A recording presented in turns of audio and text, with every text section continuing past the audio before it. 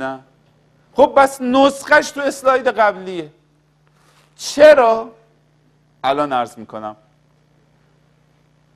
این فیلم رو ببینیم، لبخند رو ببینیم، بعد من یکی از جدیدترین تحقیقات فیسبوک رو خدمتتون نتیجهش رو بگم. لبخند خیلی جالبه. نور رو لطفاً یه مقدار کم کنید. خودتون رو لطفاً به این یک دقیقه فیلم بسپرید اگر باز بشه. باشه. من میگن صحبت کنید تا لود بشه.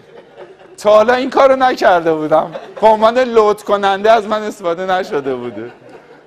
سمت جالبیه، خوش آمد. خب چی بگم؟ میتونم خواهش کنم یادگاری این لغت رو از جمله رو از من یادداشت بفرمایید؟ احساسات مصریست. احساسات مصریست.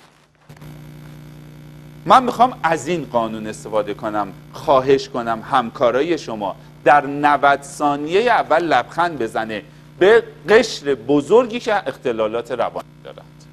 ما باید حالشون عوض کنیم. بزنید، بزرگ کنید. لطفا خودتون رو به این فیلم بسپرید. صدا هم داره. صدا.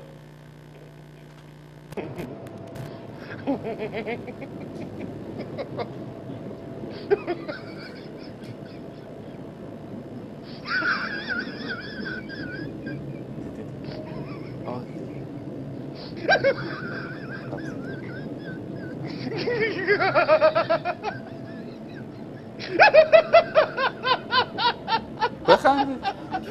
بخندید.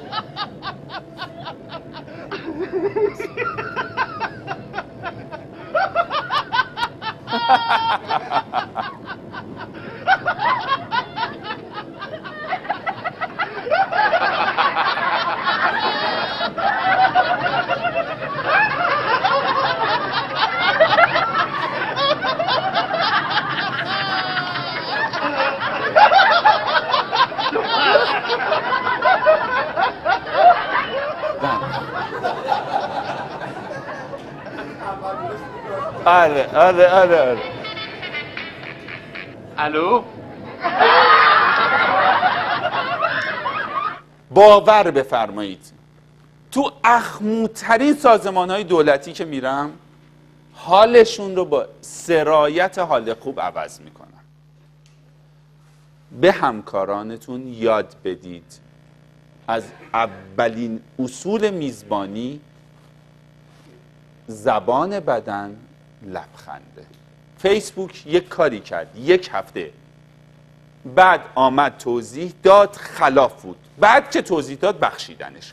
آمد 850,000 نفر از ادیان مختلف، جغرافیای مختلف، سنین مختلف، جنسیت مختلف